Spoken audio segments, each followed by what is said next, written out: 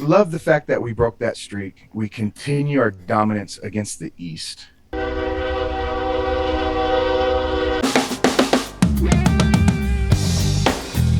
This is LA Kings Fan Talk with your boys, Rodney, Rob, and Darren. What is up, Kings fans? Welcome to another show. Well, in typical fashion, the Kings beat one of the top teams in the league after losing 2 straight to the lowly Sharks. Even more impressive is that tonight's lineup was basically the Ontario Reign of Los Angeles, due, of course, to the Kings' recent rash of injuries. Rob, what are your thoughts on the Kings' win tonight? I think there's only been maybe one or two other games where I stood up and screamed my head off when Furt shot that puck. Just saw it unfolding, and we're big fans of Furt on this podcast. And At least most of us are. Yeah, well, we fired the other guy, right? That wasn't. It was just awesome, and it kind of makes you. It's amazing how it makes you forget the absolute stinker of a game the night before. All is well. Everything just becomes so much better when you can still, because you could go ahead and reverse it. You say, well, okay, we beat the Sharks and lost 2 points out of those two, over the weekend is 2 points. Didn't matter how we got it, but it was so exciting. I was happy for Quick to get the win too. So, yes, man, it was awesome. Same. Darren, what did you think? Yeah, thought it was a good win. I mean, before we started talking about this, I thought we were getting ready to come in and talk about a moral victory of, the kids kept us in a game and it was 2-1 loss. Let's keep this play going against the Sharks again, or the Avalanche and then the Sharks, and we turned it around at the last minute. I think a couple weeks ago or a week ago we talked about that Columbus game being like the season defining type of win, but this was more of a season defining win. Like, we've been up against it with the injuries and sort of poor play against the Sharks and stuff, and this felt good. You know what I mean? Like, gives you some hope for what we're building for the future, and that we're not completely lost this season, even though we have a growing injured reserve list. Oh man, Speaking of growing injured reserve list, seeing Toby go down tonight, it is just last minute too. Or like, how much longer is this going on, right? Glimmer, is there a glimmer of hope that he skated off by himself, didn't leave immediately? I mean, I'm reaching here. Could it just be a really bad tweak that? Are you asking me, is that better than he got stretchered off the ice? Yes, that's way better. Yeah. But, I mean, bright side, I guess Doughty should be coming back soon. I don't know how close Eller is to coming back, but we need to stop getting injured, that's for sure. Yeah, when you talking about tonight's game still, when you take a look, when you specifically look at our defense that played tonight, even if you consider Bjorn Foot as not an Ontario Reign guy, even though he's waiver exempt, he's of that age too. Right. Oli Mata, he's That's it. He looked Spence, Dursey, Mouvre, Strand, all guys that were on the Reign team this year. So it took a while and many Kings injuries, but Oli Mata is now the best defenseman on the Kings. Crazy. Where's Joe? Yeah. And I know it doesn't bother Joe, but I know he sits there and goes, "Why do you guys think I hate?" I know he doesn't hate Oli Mata, but it's fun to poke fun at him a little bit just because he made a comment about him. No, but with Toby out, really, like, say who's better than Mata? Well, you're going to have our team. I know you got the guys. You're going to hear all of the Michael guys out there that think Dersey is the second coming. I know. Darren is. Darren thinks Dersey is just this scrappy, great kid. He's That was a joke. he's That was a still joke. he's still far away from being. Oh yeah, for sure. He's And he's I'm he's Dowdy light, but without the good parts of Dowdy sometimes. I'm gonna, and I'm not even. I don't even care if people listen and people hate us. I don't care, but us talking King stuff with my friends, you guys. I'm gonna continue. I'm just gonna downplay everybody because we're not gonna have cap space to sign all these guys. To the you don't want to get attached. Is that what you're saying? Yeah, well, no, I'm just saying, yeah, well, I don't want to get attached, but I also don't want to sit there and talk about how great Dersey is and then him expect to get paid $5 million for 5 years coming out. It just, That is true because a lot of people listen to us. If you talk him up, he's gonna expect to get paid the big bucks. Rob, if you want to talk me up and I'll make 5 for 5, I'll take that deal.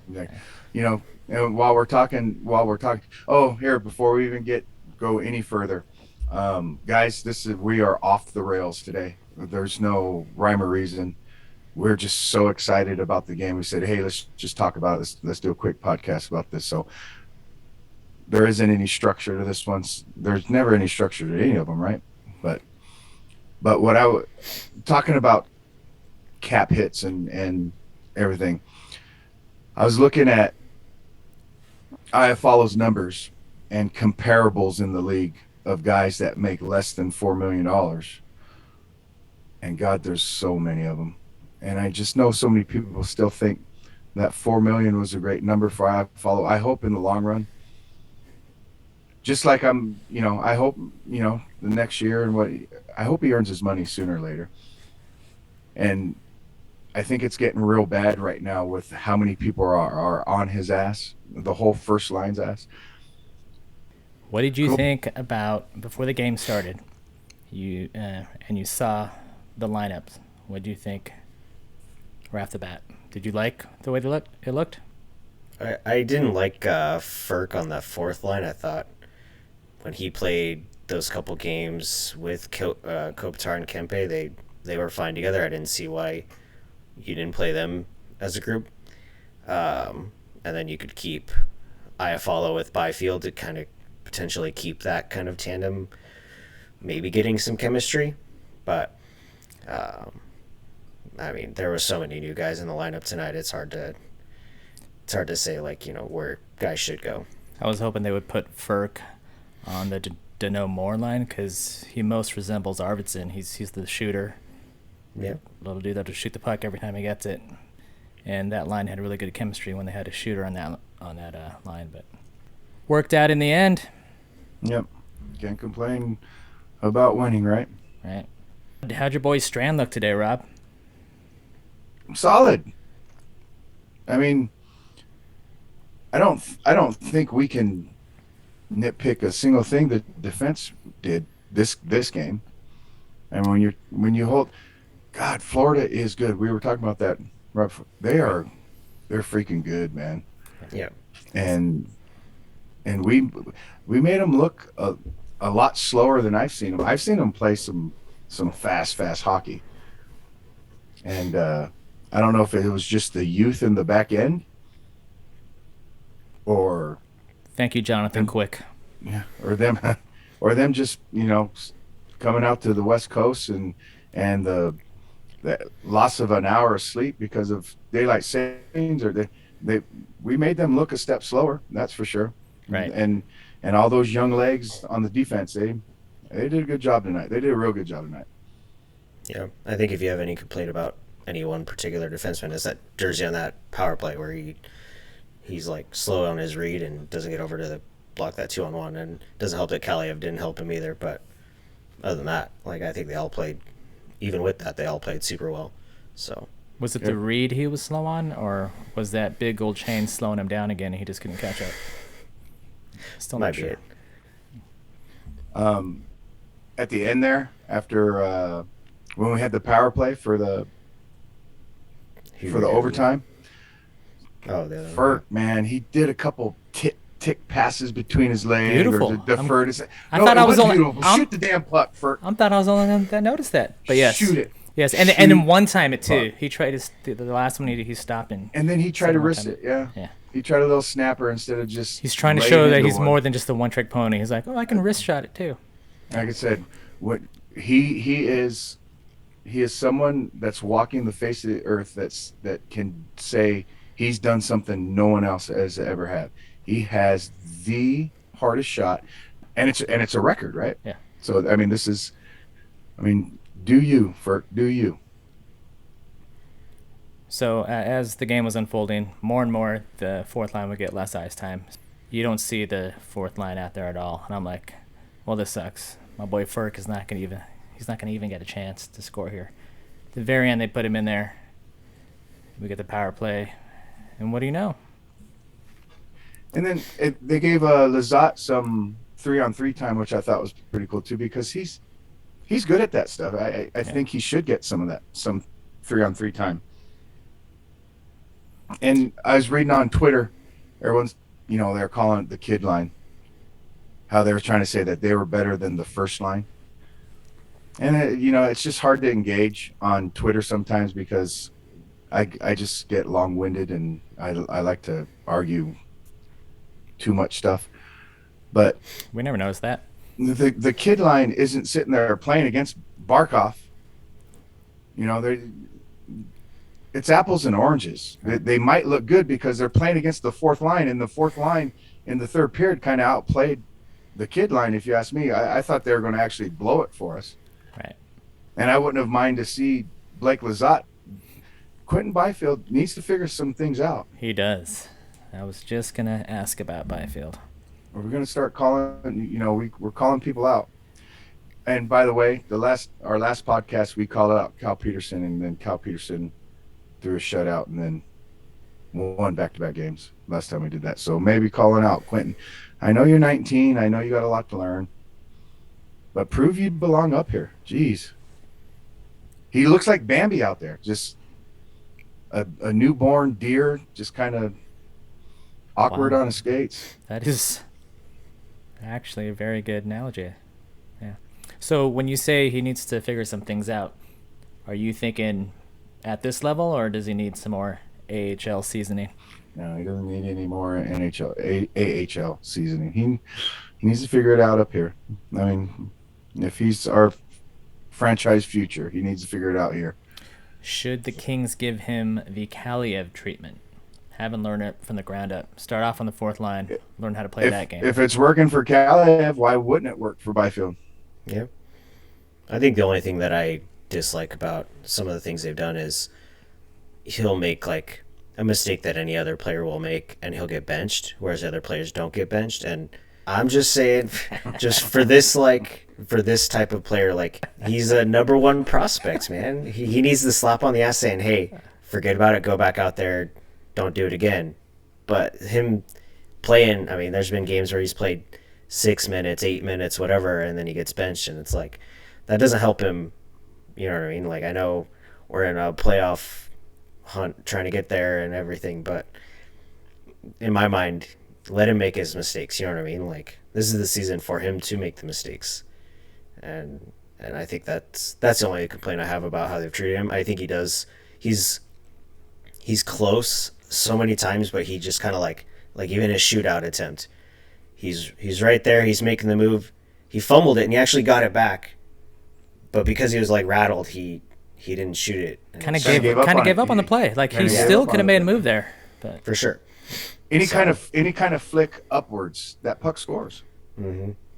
So, that's the only thing I wish you could see more from him, is like he just doesn't quite. He's close. So I don't know if you guys noticed this. In one game, the Kings went from the smallest team in the league to an average-sized team in the league, just by the moves that they made. I don't know if did you notice that? Just that third line. I think we're still pulled down by Lizotte a little bit. Oh, for sure. But Anderson out and sending JD out, and then you bring Strand in. Yeah, I think we about 4 inches taller tonight all around. So how mad are we at the elbow? I'm not mad at the elbow because I feel like I followed needs something to wake him up so he can play it better. But I am mad that they missed it. If Could he have would have been injured a major. I follow, man. If he would have injured I follow, I might have sent some death threats or something. I don't know. Well, I know. That's your boy.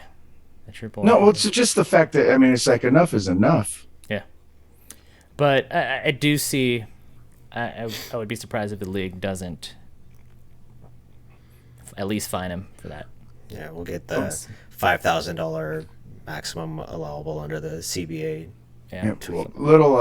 Little side note. I hate talking non-Kings hockey on this thing, but when you take the Huberdeau, who's generally thought as a Lady Bing kind of guy. Same with Austin Matthews. Austin Matthews on the same day, he threw a cross check to the side of Darlen's head. So it's a bad day for Lady Bing candidates. Yeah, that who's the next in line? Who's the next nice guy in line? What's right? Patrice Bergeron going to do to somebody next? Well, I don't think any Bruins should ever get any award after what they did to us. What Marchand did to Mikey Anderson, that little reverse hit, that wasn't even a cold shoulder. It was a cold back. I mean, just what do you think happened to him? Well, if Mikey Anderson did that to Marchand, what would you be saying? Same thing? Yeah, of course. I don't know. What do you think happened to him? Do you think he internal organ injury? Or ruptured his bladder? Or injured his spleen? Isn't that our favorite thing to say? That's what I'm saying. Did he get the Forsberg injury?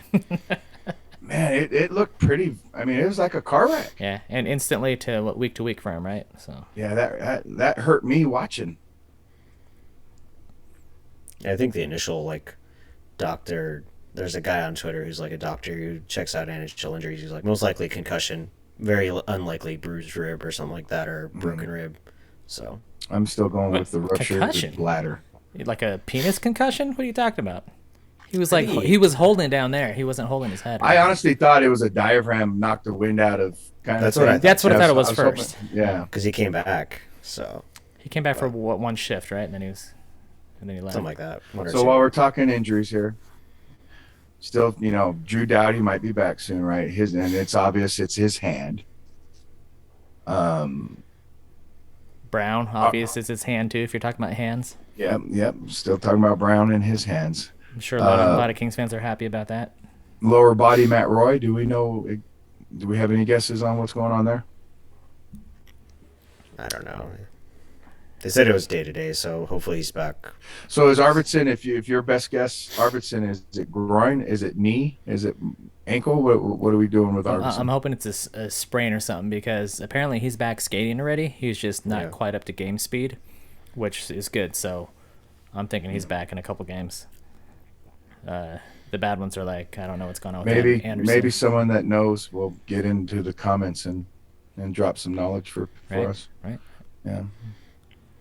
Either way, this is like the worst time for injuries, just with how many games we have. And then every other night. Toby Bjornfoot, what do you think happened there? Because watching the replays, like that, it looks like an ankle or a knee or something. I hope it's not a knee. I hope it's an ankle. He kind of it looked like he torqued it, like Jim Fox said. So, because Jim Fox said it looked like it was the torque when he fell initially, not the collision with the boards. So. You could just hear the sadness and frustration in Jim Fox's voice.'s like, no, not another one. Not Toby. Yeah. Not my Toby. Let's get into talking about the goalies. Darren, what do you think? Is Peterson our guy? Why do we have to keep having to turn back to Quick? I mean, I think we see flashes of what Peterson could do. But again, as I've said last time, and I'll keep saying it this season, I think we will win in the playoffs if we get there with Quick, and I think to get there we'll need to go 50-50 with them. And I think you've seen them even this last week. Peterson has a great game against Boston and Buffalo, and then has a stinker against the Sharks. And same thing with Quick. He has a stinker against the Sharks and a great game against Florida. and it's like they both play poorly in some games and play well in others, and I don't know if there's a rhyme or reason to it, but So if you're the GM, Kings make it to the playoffs, playing the goalies 50-50. Once the playoffs start, you would make Quick the starter? 100%. What do you think, Rob? Saw a stat today. Since January 1st, so the beginning of the year, Jonathan Quick has the worst save percentage in the NHL. That blew me away. He's very I think I looked at his like game log the other day because you brought up their save percentage last time, and I hadn't really thought about it or looked at it, and he's like 98 or 96, 98, 100, or he's like 85 or below. Like he doesn't have those like 9-2 games, right? You know? And when I was looking at it, I want to say he's 7-4-3 since December. So great win loss record. And I think when you throw in the Boston game and that San Jose game a while ago when Hurdle scored, or when Timo Meyer scored 20 goals in one game, if you throw those two out, I think that stat is a little skewed because of those two games. Because that's 11 goals right there on very few shots that he gave up. So that's kind of ruined his save percentage. But when you were talking about our goalies, it is about the wins for me. It's like who's making that save when we need it. And this isn't based off anything. This is just from me watching every single game this year. I just feel Quick steals a great save more often than Peterson does, but not by much. I'm saying we've said this from the very first podcast of the season. I think we have a 1A and a 1B situation. It's still that situation. There are people that are starting to voice their opinions of, no, this guy's in the lead. No, we need Peterson. Peterson hands down, or vice versa. Quick is Hannah. I don't think anything's hands down. I think we're just keep going until we get to the playoffs and just let's see what happens. Yeah, I think if you're going by wins too, Peterson's like 11-4 in his last since the new year or something like that, right? Yeah. So I mean, he's been just as good as Quick. I think he's always like, he never has those, like, until that Boston game, he didn't have the shutouts and the 9-8 games, you know, like the 98% save percentage kind of things. Like, he was always like 9-10, and that's why his save percentage was low, because then you throw in a bad game or two and his save percentage looks bad. But I think he's always, he gives us a competitive shot at winning games, the same as Quick most nights. Yeah. So I don't see the point of running one of them into the ground over the rest of the season, you know? Not yet. Yep. So let's say the Kings keep up their current pace of play. They make the playoffs. Are you against trading any goalies at the deadline? Any of our goalies? I mean, if we're getting something stupid back, I would, of course, if the value's there, you do it. But, I mean, I'm not sitting there trading them for nothing, you know? So. Yeah, if Connor McDavid's coming back. I knew it. I knew that was going to happen. All right, Rob, what about Jacob Chikrin for Cal Peterson straight up? Hey, man, we could finally put that to rest, right? Now that he's injured? Hey, he'd fit right in on the Kings right now. He'd fit right in, sure. right. Yeah. Maybe it sucks, too, for him and the Coyotes, because I think he had like 10 points in his last 6 games or something like that. Yeah. And then he got hurt. So, trade deadline. Let's talk about it. What do you think? I heard a lot of talk like, hey, the Kings are not going to do anything. The team is playing very well together. And then the injury bug hit, and now we're down, 7, 8 people now? Are we buyers at the trade deadline now? Darren? I think we should be. I don't know if we will, and whatever Rob Blake decides, I think he's made a lot of good decisions the last few years. I'm going to be happy with what he decides. If it was me leading the team, I'd say go get someone. But if we don't, you know, I'll be disappointed, but not calling for someone to be fired kind of thing. Well, if it was you leading the team, we would have one of the top power plays in the league because you would have kept Oh, yeah. Furk up all season and ran him on power play 1, right?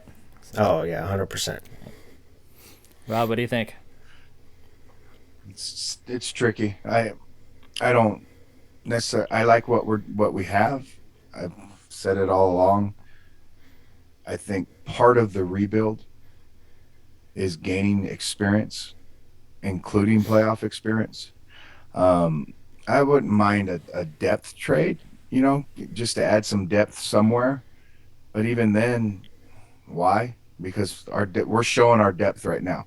Today's game is a direct example of our depth. We did this a while ago when we were talking about this, how when we went through a little bit of a injury bug with our defense, and Strand has stepped in before, mover R.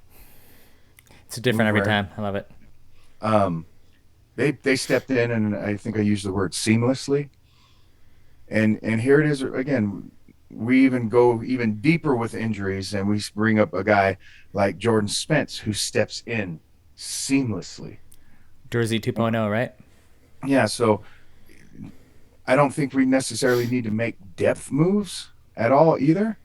To me, if we're making a move, it's for a scorer kind of guy, a top line guy, right? And I don't want to give away too much. No, just to have us. My argument is, if we give up our hypothetical 7th and 10th best prospect of our super deep prospect pool, does that really hurt us in the long run?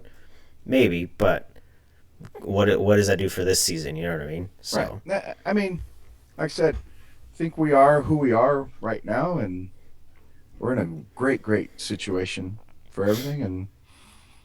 And you're asking me what my opinion is. My opinion is I want to see our team play right now.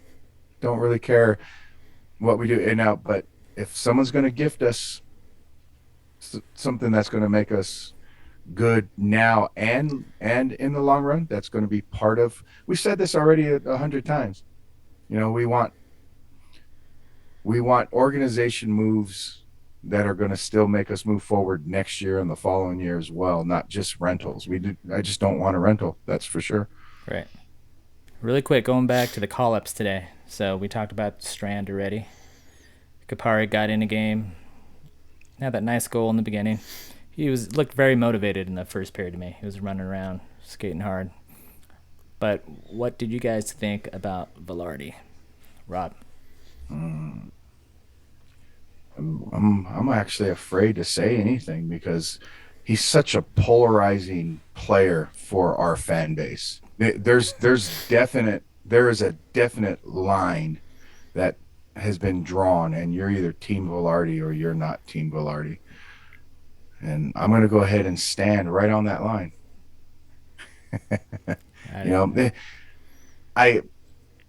He's too good to be in the AHL. The things he does that makes him so good, he doesn't do them fast enough for the NHL. It's just. Can he get there though? If he keeps. Yes, I'm gonna say yeah. I'm okay. I'm moving my position. I am on Team You Velarde. just slid that foot over. Yes, I was straddling the line. I have taken my foot off of anti-Velarde, and I'm standing on Team Velarde. There's plenty of players that come up, and they're just game's too fast for them. But eventually, the game slows down for them. It's his size and the skill set that just make me a fan. It's got good hands. He's just got to do it at a fast. He's just got to. The thought process and the speed at which it happens just needs to just one tick higher. He's good, man. Yeah, I thought he was good tonight. I mean, there was moments where he, wasn't 100%. He wasn't able to finish quite what he was trying to do, but you could see, like you said, the thought was there. He just wasn't 100% fast enough with it. So nice move to draw that penalty. Mm-hmm.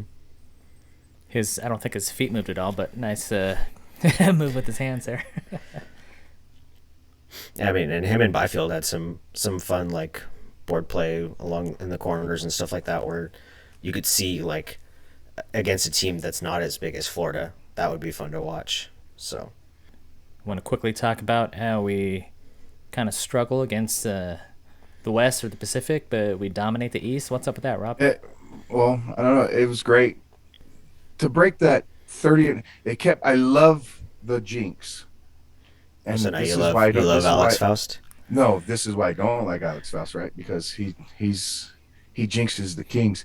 And I caught Patrick O'Neill saying to the Indian announcer when he was doing the announcing, he goes, "Whoa, you're sounding too excited for the other team." I'm all, "Oh, That's weird. right. You would say that to him, but you won't say that to Faust because Faust cheers louder for the other team than he does the Kings." But anyways, on with what we're saying. They kept showing the stat 30-0 after leading 2 periods. I'm like, ooh, I like that because that's how you jinx stuff. Right. And it happened. And just love the fact that we broke that streak. We continue our dominance against the East. We stopped our little skid with a couple games that we've lost. It was just really good. And we had said our last podcast when we're talking about our upcoming schedule, I specifically said those 3 games against the Sharks that we have, the Sharks just give us fits, and Right. I just Doesn't don't match get up it. against us great. I don't know what that is. Yep.